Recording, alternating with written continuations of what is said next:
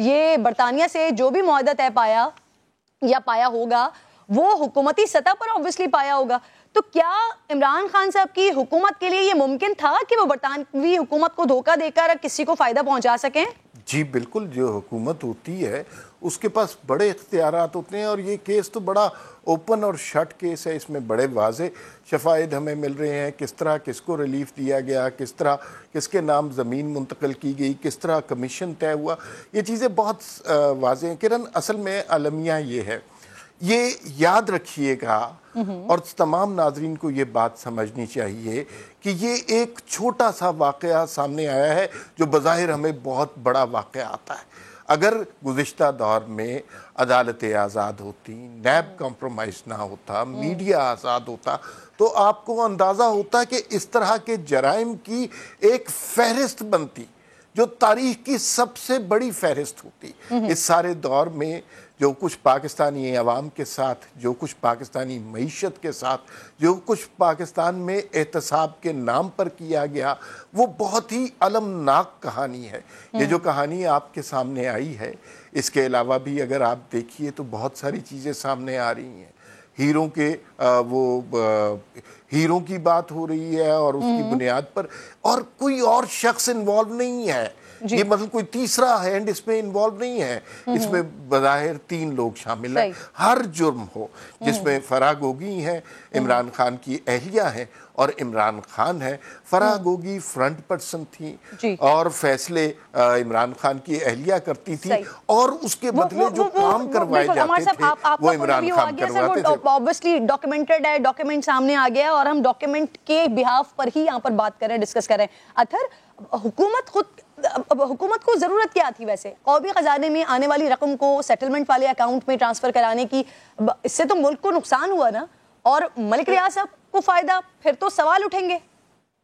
देखें, क्वेश्चन तो बिल्कुल उठेंगे, और मेरे ख्याल में अब उम्मीद तो यही है कि हुकूमत इस हवाले से कोई केस करेगी। जब तहकीकात होंगी तो चीज़ें सामने आएंगी। किसी के ऊपर भी इल्ज़ाम हो तो तहकीकात का होना ज़रूरी है। लेकिन दूसरी बात यह है कि प्रेस कॉन्फ्रेंस आज की पीपल्स पार्टी ने, नून लीग ने और JUIF ने, और उन्होंने इस करप्शन के स्कैंडल का बताया। अब बहरिया टाउन को फ़वायद की बात हो, बहरिया टाउन में जो बिलावल साहब का किला नुमा घर है, क्या इसके बाद इमरान खान के लिए कोई घर बनाया गया बहरिया टाउन के अंदर? इमरान खान को कोई फायदा पहुंचाया गया? अगर कोई ऐसी चीज है तो वो भी सामने लेके। आपकी बात से, क्योंकि खान साहब रोजाना की बुनियाद पर खिताब कर रहे होते हैं, पॉडकास्ट कर रहे होते हैं, सोशल मीडिया पर बात कर रहे होते हैं, तो क्या ये अच्छा हो कि इस मामले पर भी आके खान साहब खुद वजाहत कर दें, या शहजाद अकबर साहब जो काफी अरसे से गायब है, नजर नहीं आ रहे, कहां पर हैं, वो आकर इस बात की वजाहत कर दें? बिल्कुल करें। अगर वजाहत नहीं भी करते तो हुकूमत को चाहिए उनके ऊपर केस करें। दूसरी बात यह है कि जो पैसे उन्होंने जमा करवाए, किस अकाउंट में जमा करवाए? पाकिस्तान की सुप्रीम कोर्ट में जमा करवाए ना, कोई अपने किसी बच्चे के या अपने किसी चपड़ासी के अकाउंट में तो नहीं करवाए। अब ये जो NCA की बात हो रही है, नेशनल क्राइम एजेंसी की, शहबाज शरीफ साहब को तो बहुत पता है, ये वही क्राइम एजेंसी है जो बदनामे जमाना लोगों के खिलाफ तहकीकात करती है, और इस एजेंसी ने शहबाज शरीफ के अकाउंट वहां पे ब्लॉक किए लंदन के अंदर। डॉक्यूमेंट तो लेकर आ गए हैं आप। अब सबसे पहले तो जरा ये बता दीजिए कि हुकूमत इस पे फर्दर इन्वेस्टिगेशन, प्रॉपर इन्वेस्टिगेशन का आगाज करेगी, और सर जिसने ये किया, जिसकी गलती थी, जिसने मुआहदा कर लिया, उसके खिलाफ सर कोई कार्रवाई हुकूमत की तरफ से होगी? देखिए, सबसे पहली बात तो ये है कि ये इब्तदाई इन्वेस्टिगेशन के बाद जो डॉक्यूमेंट सामने आए हैं, ये महज एक इल्जाम नहीं है। डॉक्यूमेंट जो है मीडिया के सामने रखे गए हैं, और पाकिस्तान में ये भी एक खबर है कि ये जिस आदमी के मतलब खबर है वो आज मीडिया पे भी चल रही है, ना कभी वो मीडिया पे चली है और ना ही हुकूमतों ने कभी बात की है। क्योंकि इसमें सबसे ज्यादा कसूर जो है उन लोगों का है जो उस वक्त हुकूमत में थे, जो उस वक्त अंडर ओथ थे, जिन्होंने पाकिस्तान के मुफाद का तहफ़्फ़ुज़ करना था।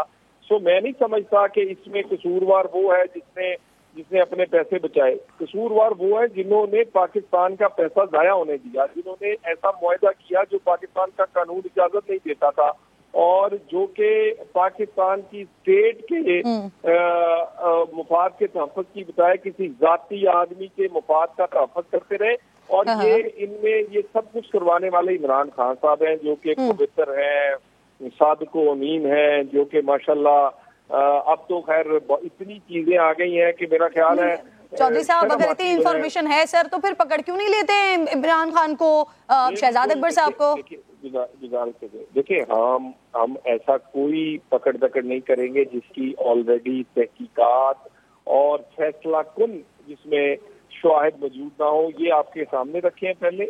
बिल्कुल इस पे आगे केस बढ़ेगा, इस पे इंटरनेशनल लॉज को भी ख्याल करना होगा, बाकी चीजों का भी, और ये इसीलिए कौम के सामने रखा है कि अब इस पे कार्रवाई का आगाज किया जा रहा है। इसमें जिसको भी पकड़ना पड़ेगा या जिसको भी कानून चाहेगा कि उसको पकड़ना चाहिए, वो फिक्र ना करें, लेकिन ये असल चेहरा कम से कम देख लें इनका। ये जो अच्छा, चौधरी साहब एक बात तो चलें समझ आ रही है ना कि जो मुझे दीजिएगा। जी बिल्कुल, मैं आती हूँ आपकी तरफ। मैं जरा एक सवाल ले लूँ, फिर आप बिल्कुल इस पे अपना कंक्लूड कर दीजिएगा। चौधरी साहब, ये कौमी खजाने में जो रकम आनी थी सर, वो सुप्रीम कोर्ट के अकाउंट में आई, ये तो बात चले समझ आती है, लेकिन ये जो अलकादिर यूनिवर्सिटी की जमीन देने से क्या ताल्लुक बनता है सर? देखिए, ये बहुत सारी चीजें जो हैं, ये तो आपको जब पूरे की पूरा ये कंप्लीट होगी इन्वेस्टिगेशन, तो कड़ी से कड़ी मिलेगी ना जी। ये तो आपको एक एक चीज पता चलेगी, किस तरह फराग होगी के नाम चीजें होती रही, किस तरह फिर बेगम खतून अव्वल के नाम होती रही, किस तरह यानी हीरो के काम चलते रहे, किस तरह ये सब कुछ चलता रहा। और ये वाला तो नेकेड किस्म की। चौधरी साहब, अभी तक इसके शवाहिद मौजूद हैं? ये शवाहिद के हम बाहर हैं, ये तो आपके सामने लेकर आ रहे हैं। हमने तो कोई बात ऐसी नहीं की जो कि जिसके कागज मौजूद ना हो। हम तो जुबानी बातें नहीं कर रहे, हमने जुबानी बातें नहीं की, और हमने तो हकायक आपके सामने रखे हैं।